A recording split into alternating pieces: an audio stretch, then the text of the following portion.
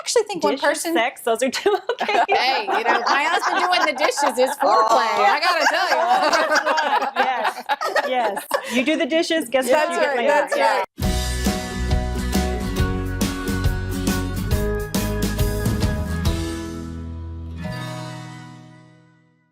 So can one person change a relationship for the better, or does it really take both people to make it happen? If you broke it, you can probably fix it. That's one thing. So one person really can change it. Depends on the issue, actually. But the second piece of that is, okay, let's just say your partner has an issue that you didn't cause, like an addiction or something like that.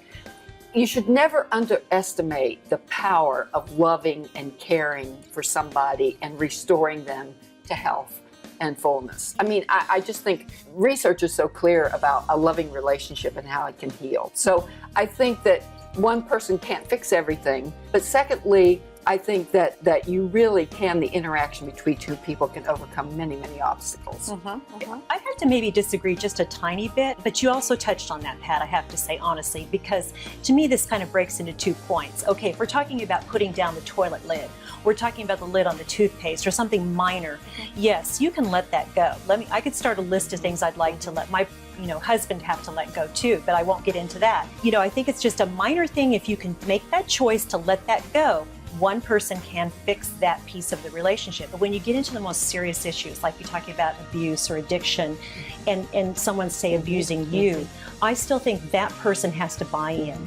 You alone, if you're, let's just say, the victim in this type of abusive relationship, cannot fix that unless your abuser is willing to really look at their part, take it very seriously, go into very diligent counseling, and take all the steps necessary to let's just say, fix that. And I kind of, in a way, think you might be saying the same thing, I think because we what are. I'm about to say is that when you have two people in an equation, if one person changes in that equation, it's going to automatically affect the relationship. One way or the other, be it good, bad, positive, negative, it's going to be affected in some way. So I say, if you don't like the situation you're in, if you don't like the relationship, the way things are going, then you work on you. Again, it's an inside job. If I work on me, something's going to change about this relationship. It might not be going on any longer. It might not last, but it's going to change in some way.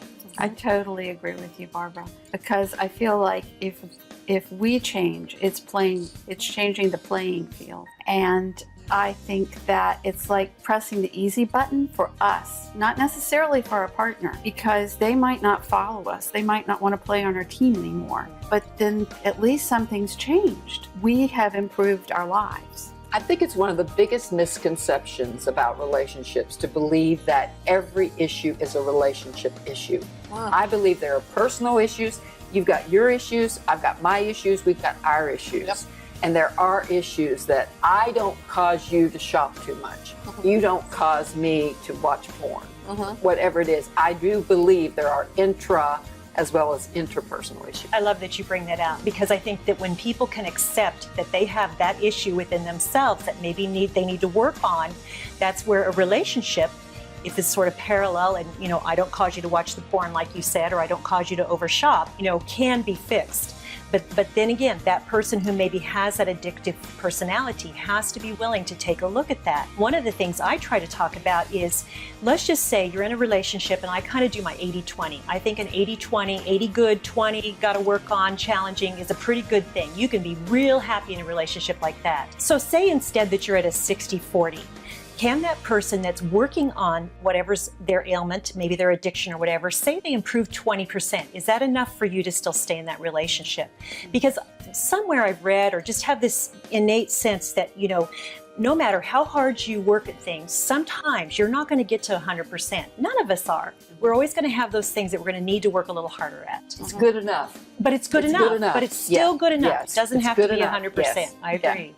Yeah. I feel like sometimes we talk about these things when we're really looking at like divorce or breaking up, right? But what about those little painful issues in your marriage? Like, he never does the dishes, or she never initiates sex, or whatever it might be. For those things, I actually think one person... sex, those are two okay. Hey, my husband doing the dishes is foreplay. I gotta tell you.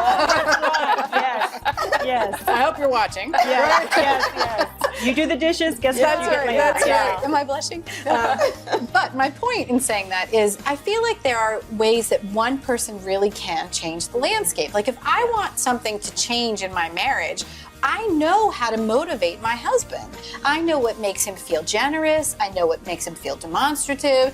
All I have to do is change me and he comes, forward towards me.